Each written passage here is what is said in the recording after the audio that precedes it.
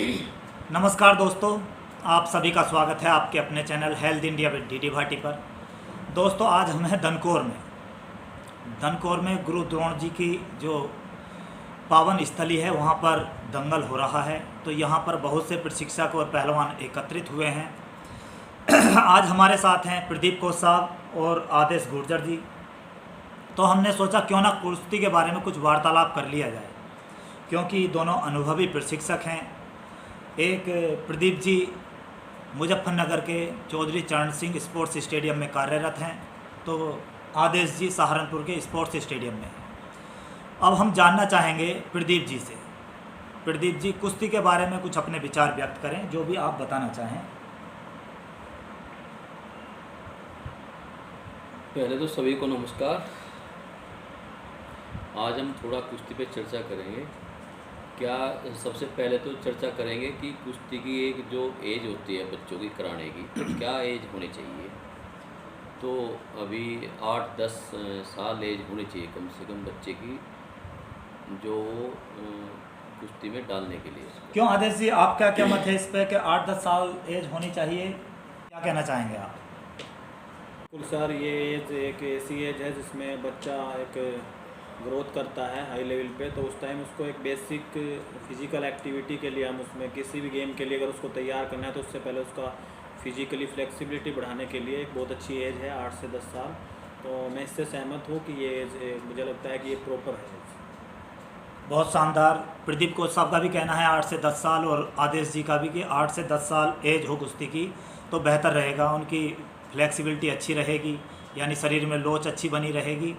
और प्रदीप जी, मैं आपसे पूछना चाहता हूँ, आप यहाँ धनकौर में आए हैं कुश्ती दंगल में, आप यहाँ की कोई विशेषता बताना चाहेंगे? बस जैसे यहाँ पे आगे पता चला है कि ये एकलव्य की भूमि है, तो एकलव्य ने यहाँ पे जब शिक्षा ग्रहण करने गए थे द्रोणाचार्य जी के पास, उन्होंने मना कर दिया था। तो उन्होंने यहाँ पे उनकी मूर्ति लगा के उनको गुरु मान के अपनी अभ्यास किया और बहुत अच्छे लेवल पर गए। तो यहाँ पे उनकी द्रोणाचार्य जी का मंदिर भी बना हुआ है और एक कुंड है यहाँ पे जहाँ पे दंगल हो रहा है, जिसमें दंगल हो रहा है। तो उसमें एक कहावत है कि यहाँ पे कितनी भी बारिश हो जाए वो पानी नहीं रुकता उसमें।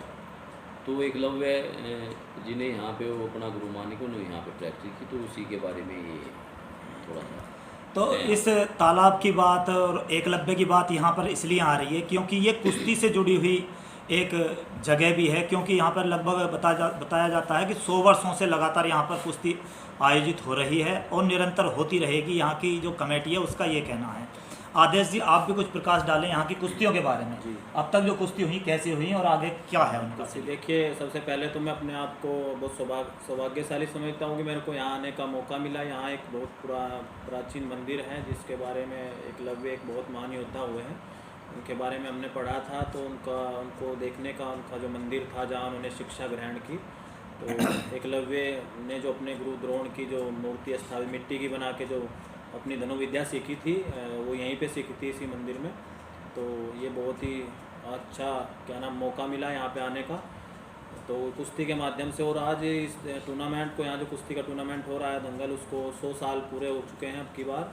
तो ये बहुत ही पुराने समय से चल रहा है। वैसे तो हमारा खेल भी बहुत प्राचीन है और महापुराण महाभारत के टाइम से, रामायण के टाइम से कुश्ती चल रहा है और अब भी इसको आगे धीरे धीरे बढ़ाया जा रहा है। तो ये कहावत जो इनके बारे में है वो बहुत सही है। ऐसे ही जो तालाब की प्रदीप कोच साहब ने बताई तालाब के बारे में और जो मूर्ति के बारे में, वो भी हमने देखा है। तो दोस्तों, यहाँ गुरु द्रोणाचार्य का पूरे भारत में एकमात्र मंदिर है जिसमें बड़ी बड़ी दूर से श्रद्धालु आते हैं, मंदिर को पूजते हैं।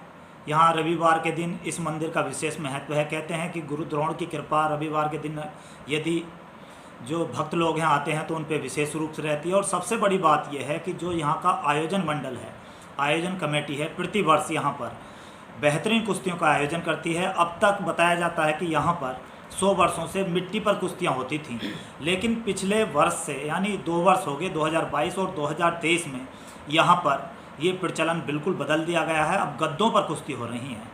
और कमेटी की सबसे बड़ी विशेषता ये है कि ये प्रतिदिन 2 भजन करा रहे हैं और 2 वजनों में कुश्तियाँ होती हैं। जैसे पहले दिन 57 kg और 65 किलोग्राम भार वर्ग था। दूसरे दिन बारिश के कारण